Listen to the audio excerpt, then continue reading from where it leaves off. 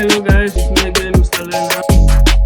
Hello guys, what's up? It's me again, Mr. Lena, and today we'll try another code challenge. This code challenge is usually called epigram on failure, and it is a very popular code challenge for job interviews. It is good to understand how to solve these kinds of code challenges. Like I said, the name of the code challenge is usually called epigram of on failure. You can read it yourself on the screen, but I will go through the challenge. Given a text and considering only the alphabetical characters, consonants having the value of their ASCII codes. Basically, in computer science, each letter, each character that is on the keyboards, and in English language, French, and other languages, they have special codes assigned to them, and these codes are called ASCII. These codes are actually what the computer uses, the computer softwares. This is what they use to actually output to you results, because they work with numbers. They don't usually work with they don't work with words. They don't understand words like we human beings understand them. So they have to convert each letter to their ASCII code, and then from their ASCII code they will convert it to ones and zeros, binary numbers, before they will work with it. This conversion usually takes milliseconds, microseconds, so it is usually very fast, so we don't notice the computer system actually using these ASCII codes. But basically, ASCII codes are behind how computer softwares give output to us results. So what we are meant to do is is that we will be given a text. We will write a function that will sum up all the ASCII codes of the characters inside that text. We are to leave out space. We are to leave out punctuation marks and other characters. We are only meant to sum up all the ASCII codes of the alphabetical characters in the sentence. But there's a caveat in our solution. Consonants, we have their real ASCII codes, while vowels will multiply by -1.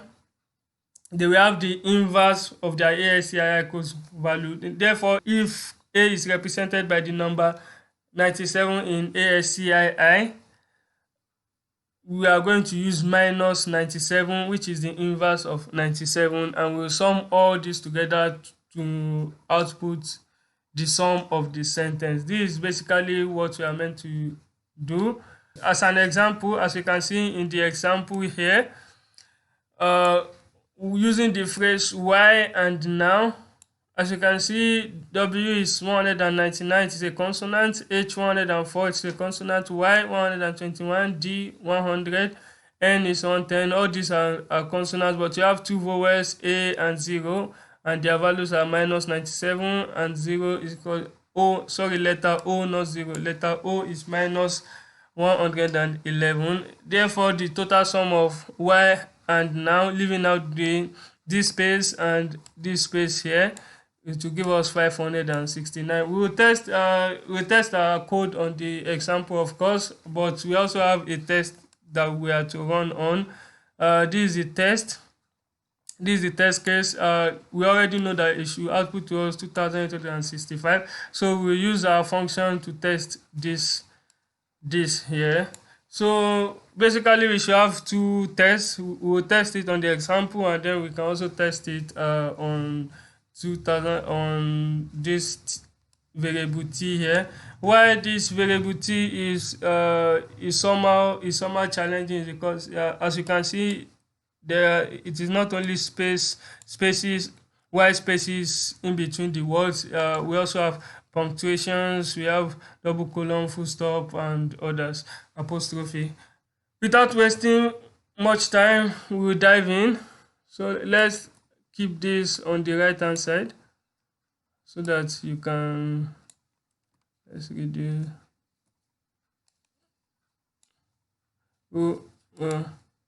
We'll keep the challenge on this side. Let's keep the challenge on this side, and then as you can see, we have an empty idle window. You can just type in idle to bring it up. Ctrl N will give you a new idle editing window where you can write your code. We start now. Let's call our function, we define our function, let's call it ASCII sum, and it takes in an argument that we can call text. So we know all our vowels are 5, so vowels equals to name A, E, I, O, and U. These are the 5 vowels in the English alphabet. We can create a variable called sum, but since sum is a keyword, it's better if you don't use the keywords. In Python are words that are already used inside the Python language. For example, this sum is a function that calculates the sum of a list of values. For example, we can have 1, 2. I've actually used the sum function in my previous video. You can go and watch them. You find them in some of the videos where I used the sum function that comes pre-installed in Python. So we don't want to use the sums as because it is a keyword. So I will use adds. We'll initialize it to 0 because for every value in the text we want to sum, we have to sum the ASCII code if it is a consonant and subtract it if it is a vowel. So what we will do now is to loop through our text, which will be passed in as an input argument. So we can do for char in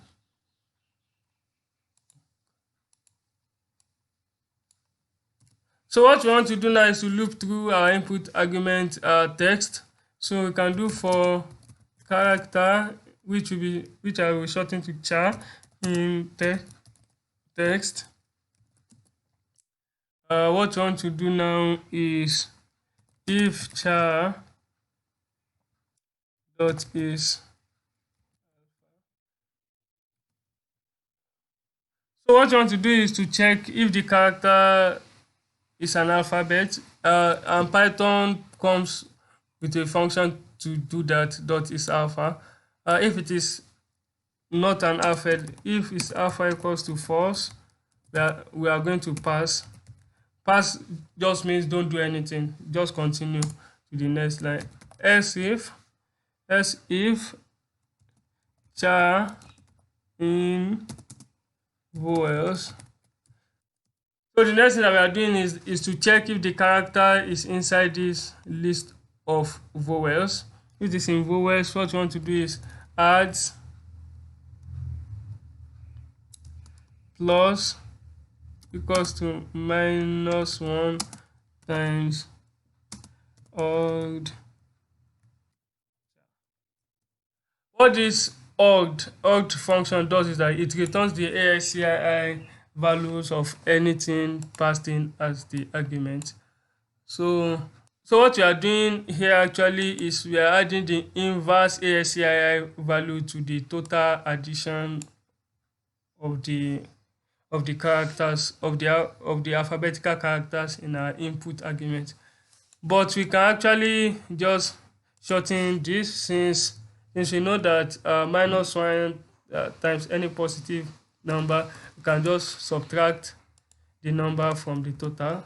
So we have the same thing. This will make our code simpler and easier to understand. So we have the final else, which we are just adding, since we know that what will be left will only be consonant if it is not a vowel, and if it is not a character that isn't an alphabet, then we know all we are left with will be consonants. So we are just adding odd char. So there we have it. So finally we are to return we return adds. So we have our function, I guess. Now let's test it on why and how. So let's say we have t. T is equals to why and how. Let's print out ASCII sum of. We are going to print out the ASCII sum of t, which is why and how, and hopefully we should expect to see the number 569. So let's run our code. So we have our output 569. Now we are going to test. We are going to actually test this.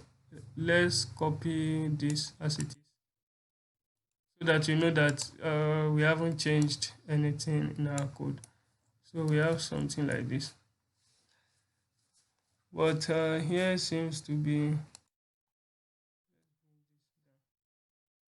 So we have something like this. This will be our t, and hopefully we should get 2865. So, and we have 2865. That's all for today. Thank you for watching. Don't forget to subscribe and click the bell icon to be notified when I upload new videos. Also, don't forget to like the video. Thank you for watching. See you next time.